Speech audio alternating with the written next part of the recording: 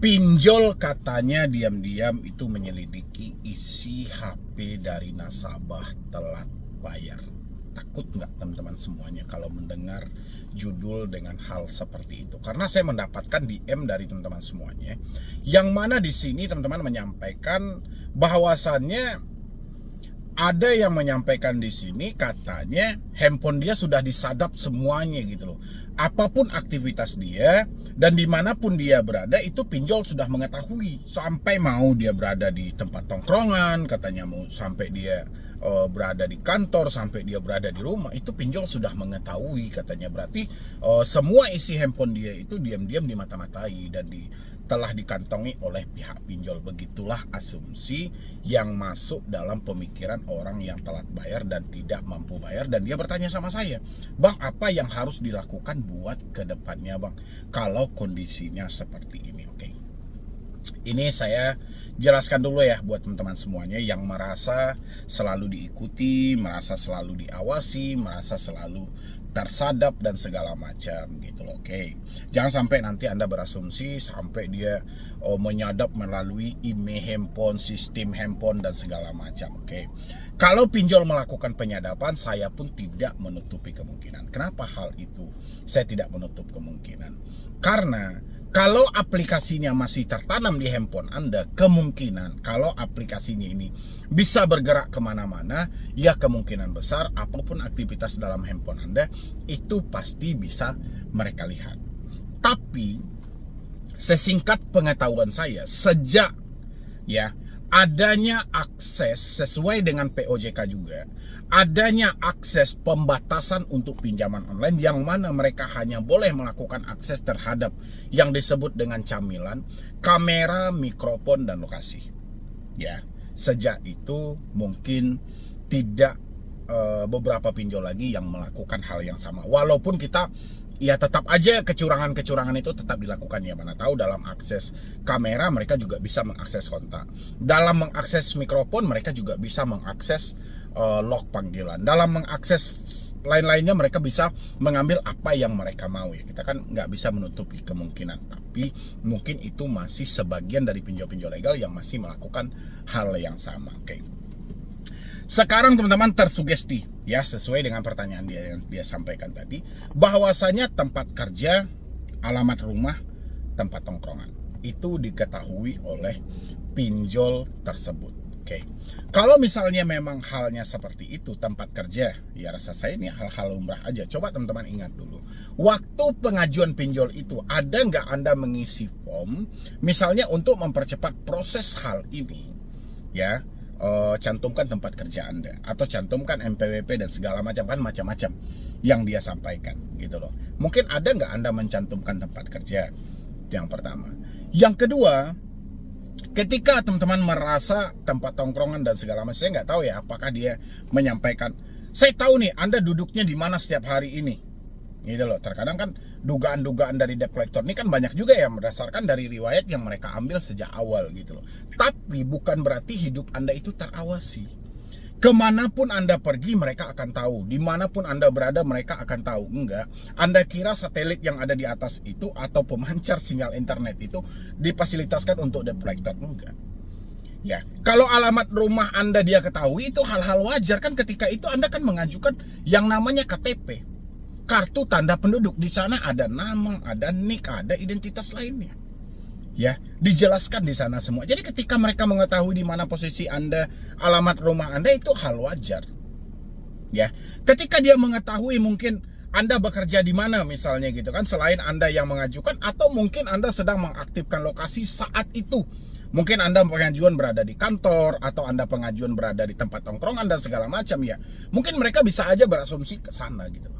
Ya, tapi buat membuktikan hal itu semuanya, kita kan nggak bisa nih hanya berbicara soal teori tapi tidak kita praktekkan secara faktanya. Untuk mempraktekkan secara fakta, teman-teman semuanya, coba cabut nomor Anda, ya, cabut nomor Anda, rinset HP Anda ke setelan pabrik. Tapi ingat, sebelum Anda melakukan rinset atau mengembalikan ke pengaturan awal, pindahkan dulu data-data yang menurut Anda penting. Habis itu masuklah dengan nomor baru. Diamkan handphone Anda dalam keadaan aktif, sinyal internetnya ada dan segala macam. Diamkan handphone Anda selama 1 minggu. Ya, tapi jangan pernah bagikan nomor baru Anda kepada siapapun. Kita melihat di sana, benar atau tidak handphone Anda ini telah disadap melalui sistemnya, melalui email handphone Anda tersebut, atau bukan gitu loh. Karena akal-akalan dari debt collector ini banyak gitu loh. Ya, kadang dia melakukan penagihan itu dia asal ucap. Ingat, Anda mau pergi kemanapun, kita akan kejar Anda gitu loh. Kita mengetahui lokasi Anda, kita bisa lacak Anda dari sini. Kita lakukan skip tracing dan segala macam yang dia sampaikan. Padahal faktanya mereka hanya bermain dengan kata-kata. Ya, misalnya mereka ngirimkan, wah ini kan dia kirimkan Google Map misalnya gitu kan. Wah ini kan titik lokasimu. Padahal dia ketiknya melalui alamat KTP-mu. Ya, otomatis karena alamat KTP-nya cukup sinkron, sekarang juga zaman internet, zaman digital dan segala macam ya, otomatis sasarannya tepat dan kita sudah ketakutan. Jadi buat teman-teman semuanya yang selalu bertanya misalnya, Bang, diam-diam debt collector ternyata menyadap handphone saya, atau diam-diam ternyata mereka memantau atau melacak handphone saya. Jadi coba aja buktikan dengan hal yang saya sampaikan tadi. Oke, benar atau tidak dia bisa melacak hal itu lagi setelah Anda ganti kartunya, Anda reset handphonenya. Begitu cara pembuktiannya. Kalau kita hanya percaya dengan asumsi kita hanya percaya dengan drama yang ada, yang hancur diri kita. Karena orang yang telat bayar pinjol ini pasti dia bisa membangun drama, yang mana drama itu akan menakut-nakuti diri dia sendiri. Ya, makanya dari itu buat teman-teman semuanya, kalau memang Anda benar, Anda pengen membuktikan hal ini, lakukanlah seperti yang saya sampaikan tadi. Ya, dengan begitu pertama kita bisa mengatasi, karena kalau nomornya sudah kita ganti, handphone kita reset, otomatis aplikasi juga ikut terhapus. Bahkan ada sistem yang bermain di balik sistem handphone kita pun juga ikut terhapus, karena itu akan dikembalikan lagi ke setelan awal, ke setelan pabrik. Jadi nggak ada tersadap sama sekali. Ya, kalau misalnya nanti Anda sudah ganti nomor, handphone sudah Anda reset, tiba-tiba ada panggilan yang mana mereka melakukan penagihan, sementara ya Anda sudah mereset HP, sudah mengganti nomor, Anda tidak membagikan nomor Anda kepada siapapun, baru kita curiga itu terjadinya penyadapan melalui email. Ya, rasa saya hal itu tidak akan mungkin. Dan satu hal lagi juga buat teman-teman semuanya, karena ya kita waspada kan nggak apa-apa gitu loh. Ketika Anda mengganti dengan nomor baru, usahakan mendaftar kartu Anda, jangan pakai nomor NIK Anda. Bisa dipakai nomor NIK saudara atau siapa. Ya, karena kita kurang percaya juga dengan layanan GSM yang ada saat ini, ya kan? Layanan-layanan dari kartu-kartu seluler yang ada saat ini, karena mereka terkadang juga ikut mempromosikan promosi pinjol gitu loh. Seakan-akan mereka menjalin kerjasama dengan pinjaman online ini. Kalau nggak mungkin kan setiap hari kita mendapatkan SMS, selamat Anda mendapatkan pinjaman 80 juta, 100 juta, 25 juta, dan segala macam gitu loh. Sementara OJK aja mengkonfirmasi, pinjol legal dilarang melakukan promosi menggunakan sarana pribadi. Sementara promosinya terjadi melalui SMS. Ya, entahkah mereka masang iklan kepada pihak-pihak dari GSM-nya atau apa, kita kan nggak tahu gitu loh. Yang jelas kita setiap pagi mendapatkan hal itu. Kalau kita menuju kepada ciri-ciri yang disampaikan OJK, ya real pinjol-pinjol legal ini ilegal semua gitu loh, karena mereka mempromosikan menggunakan SMS tersebut. Ya kan, bahkan di bawahnya itu kalau Anda tidak suka menerima pesan ini, Anda bisa ketik berhenti berlangganan dan segala macam. Padahal kita kan nggak minta berlangganan. Ya nggak sih buat teman-teman semuanya? Jadi kurang lebih seperti itu. Jadi teman-teman jangan menduga, wah handphone kita sudah disadap nih melalui emailnya. Kemanapun kita pergi, rumah kita semuanya itu akan terlacak, aktivitas kita terlacak. Nggak ada seperti itu. Kita buktikan dulu dong. Jangan kita hanya percaya dengan katanya, tapi kita buktikan faktanya seperti apa. Cara membuktikannya ya seperti tadi. Setelah teman-teman praktekkan, baru teman-teman tahu. Jadi jangan terus-terusan membentuk drama. Jangan terus-terusan Anda mengjudge diri Anda sendiri dengan pemikiran-pemikiran bodoh itu gitu loh. Sudah cukup dengan keadaan duit nggak ada, kita pemasukan juga nggak ada. Rasa saya ini sudah sangat cukup gitu. Jadi jangan ditambah-tambah lagi beban-beban yang ada. Ya, begitu ya teman-teman semuanya. Silahkan Anda buktikan dan silahkan Anda praktekkan. Rasa saya ini hanyalah asumsi dan luapan sebuah ketakutan dalam diri Anda. Nanti kita tahunya setelah Anda mempraktekkan yang saya sampaikan. Ya, silahkan dulu. 3 aturan OJK yang menyelamatkan hutang dari teman-teman semuanya yang hari ini telat bayar atau tidak mampu bayar. Ya, aturan itu sangat lengkap teman-teman semuanya. Mungkin teman-teman bisa lihat dulu. Dari POJK aja, dari POJK yang ada. Ya, ini mulai dari tata cara dalam penagihan kredit terbaru. Habis itu dalam COJK. Dalam COJK sudah berapa kali disampaikan. Satu orang cuman boleh meminjam 3 aplikasi pinjol. Satu orang cuman boleh meminjam 3 aplikasi pinjol. Coba tanyain ke diri teman-teman semuanya. Anda hari ini sudah berhasil minjam berapa aplikasi? Coba dulu. Aturan ini berlaku sejak Januari 2024. Sekarang 2025. Anda sudah meminjam berapa aplikasi pinjol? Di atas 3 kah? Kalau di atas 3 berarti selamat. Ya 1 sampai 3 Anda fokuskan, lewat dari 3 Anda selesaikan. Tamat semuanya dan coret. Itu aturan yang membantu. Makanya saya selalu menekankan sama teman-teman semuanya. Kalau bisa kawan-kawanku yang telat bayar pinjol, pahami aturan-aturan dari OJK. Jangan kita hanya mencerna dari katanya dan katanya yang selalu dilontarkan oleh debt collector. COJK ini membantu loh sebenarnya. Mulai dari penerapan bunga. Berapa bunga yang harus ditetapkan ketika kita melakukan peminjaman? Anda selalu melihat iklan kan? Ada iklan pinjol yang menyampaikan bunganya hanya 10.000 sebulan. Saya nggak tahu ya nominal pinjamannya berapa, tapi ya dalam iklannya seperti itu. Sesuai nggak dengan fakta yang ada? Kita bandingkan, OJK menerapkan berapa? Untuk pinjaman produktif berapa? Untuk pinjaman konsumtif berapa per hari? 0, berapa persen? Sinkronkan. Kalau tidak sinkron ya sudah, berarti ini nggak sesuai dengan aturan yang ada, ngapain diikutin? Ya, dalam COJK itu sangat lengkap teman-teman semuanya.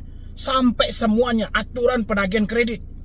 Ya, masih banyak debt collector yang tidak mentaati dalam hal ini. Oke, kita sebagai debitur mana yang paling terpenting? Ini orang kayak mana, nggak menghafal aturan atau kayak mana gitu loh. Disampaikan menagih dari jam 8 pagi sampai jam 8 malam, ini menagih jam 9, jam 10, bahkan subuh menagih gitu. Anda harus paham itu. Ya, kan sekarang penagihan dari pinjol-pinjol legal, ketika dia mengucapkan ancaman dan caci maki, kan tidak lagi mereka menyebutkan nama aplikasi. Itu menandakan mereka sudah tahu tentang aturan ini. Ya, mereka tidak mau nanti Anda laporkan kalau misalnya mereka mengancam, menekan tapi menyebutkan nama aplikasi. Pastinya nanti akan Anda laporkan. Mereka tidak mau Anda laporkan.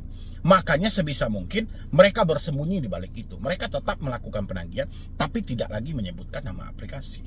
Karena dia tidak sesuai dengan aturan yang ada. Ya, itulah yang harus teman-teman hafal. Habis itu tentang penggunaan kontak darurat. Anda juga paham tentang hal ini. Ya, kan seringkali saya mendapatkan DM, "Bang, saya bukan tidak mau mengganti kartu, tapi yang saya takutkan kontak darurat saya malah ditagih." Ya, itu dalam COJK itu sudah dijelaskan. Kontak darurat bukan sarana tempat melakukan penagihan. Hanya sebatas mengkonfirmasi, menanyakan keberadaan si debitur ketika si debitur tidak bisa dihubungi. Ini yang harus Anda pahami. Ya, ketika Anda memutus komunikasi, apa yang terjadi sama kondara Anda? Apakah ada tagihan yang dikirim atau seperti apa? Kalau ada tagihan yang dikirim, berarti ini tidak sesuai dengan prosedur. Berarti ini pinjol, bukan pinjol di bawah naungan OJK. Kayak gitu aja simpelnya gitu loh. Ya, walaupun OJK masih bersikeras itu adalah pindar kami, itu resmi dan segala macam. Kalau memang mereka resmi, kalau memang mereka legal, harusnya mereka mematuhi aturan yang ada. Ini kan tidak sesuai lagi. Ya, benar atau tidak teman-teman semuanya. Habis itu tentang pengkaperan asuransi. Asuransi juga sudah berapa kali saya sampaikan buat teman-teman semuanya. Teman-teman selalu beranggapan, "Bang, itu ngapain sih masih menagih lagi dan segala macam gitu loh. Kan sudah dibayarin oleh asuransi." Tidak semudah itu juga gitu loh. Ya, sudah saya sampaikan. Asuransi pinjol itu hanya untuk teman-teman yang, mohon maaf ya, yang sudah meninggal dunia. Jadi kalau Anda sudah meninggal dunia, tidak ada lagi di atas dunia ini, ya memang asuransi yang akan membayarkan hutang Anda. Tapi bukan berarti Anda tidak mampu bayar, terus Anda masih hidup, sehat aja, itu asuransi tidak jalan. Jadi teman-teman nggak usah menambah beban pemikiran ke dalam hal itu gitu loh. "Oh ini bang, katanya kan itu hutang kita sudah diasuransikan dan segala macam." Itu berbeda hal memang. Memang tujuannya memitigasi risiko gagal bayar supaya jangan nanti si pinjolnya kehilangan duit dan segala macam gitu. Tapi apabila terjadi si debiturnya atau nasabahnya meninggal dunia. Ya, yang jelas dari aturan COJK aja, satu orang cuma boleh minjam 3 aplikasi aja, itu sudah menyelesaikan semua hutang Anda yang ada. Sekarang Anda minjam di pinjol berapa aplikasi sih? Kalau 3 udah selesaikan, kalau mampu. Kalau nggak mampu, ya kita mau bayar pakai apa? Pakai daun? Nggak mungkin. Ya, jadi jangan diperumit teman-teman semuanya, jangan dipersulit. Karena hidup aja sudah sulit kok. Jadi ngapain lagi kita tambah beban yang begana, yang begini. Sekarang kita ambil simpelnya aja. Kalau ada uang bayarkan, kalau tidak persetan lah dengan hal itu. Apapun resikonya saya tampung. Kalau teman-teman masih kuat mental, pertahankan nomor yang ada. Kalau teman-teman tidak kuat mental, ya sudah, putus semua komunikasi yang terhubung. Ya, kayak gitu ya caranya ya buat teman-teman semuanya. Jadi saya terkadang juga miris juga gitu loh teman-teman yang selalu berpikir, wah ini gimana bang? Ini gimana bang? Saya akan teman-teman hanya membaca soal ancaman tapi tidak mau memahami aturan mana yang menyelamatkan Anda yang galbah. Itu disahkan loh oleh OJK. Ya, COJK ini keluarnya tahun 2023 dan berlakunya sejak Januari 2024. POJK nomor 22 juga mengalami hal yang sama. Dibikin tahun 2023, berlaku sejak Januari 2024. Sekarang sudah 2025. Kenapa teman-teman tidak memakai hal itu? Ya, bang, memang banyak bang pinjol yang tidak mematuhi aturan. Ya, pinjolnya tidak patuh aturan, Anda pun juga tidak paham dengan aturan. Ya, harusnya ketika pinjol tidak mematuhi aturan, Anda paham aturan. Jadi seimbang. Ya, dia tidak patuh tapi Anda paham. Ah, ini yang Anda langgar. Ini yang Anda langgar. Anda harus paham. Ya, tidak bisa drama itu hanya Anda ikutin terus. Nanti data saya disebar ke media saya dipermalukan, aset saya ditarik, saya diproses jalur hukum dan bla bla segala macam. Nggak bisa lagi itu Anda pakai. Ya, itu harus Anda buang sejauh-jauhnya. Anda nggak usah memakai hal-hal yang seperti itu lagi. Cukup hari ini. Ya, kalau ada uang bayarkan, kalau tidak ada uang persetan. Ketika Anda menemukan pelanggaran yang jelas dari pinjol-pinjol itu, catat aplikasinya, laporkan, dan habis itu simpan buktinya, hentikan pembayaran. Karena kalau kita melapor aja itu tanggapannya akan lama. Makanya langsung aja Anda menanggapi hari itu juga. Dengan cara apa? Dengan cara Anda menghentikan semua pembayaran yang ada. Ya, buat teman-teman semuanya, jadi saya berharap nanti Anda bisa pahami aturan-aturan yang menyelamatkan diri Anda gitu loh. Nggak bisa Anda hanya memahami, bang, pinjam gimana? Ada nggak DC-nya? Cash gimana? Aman nggak? Ini gimana bang? Aman nggak? Nggak bisa lagi pertanyaan itu Anda pertanyakan satu persatu. Hari ini yang Anda pahami adalah bagaimana aturannya dan bagaimana mekanisme yang sebenarnya. Apakah mereka sudah sesuai prosedur atau mereka malah melanggar prosedur yang ada? Ya, ketika mereka terjadi pelanggaran, di saat itulah kita memberikan efek jera terhadap pelaku usaha jasa keuangan itu. Oke teman-teman semuanya, silahkan lanjutkan menonton video ini.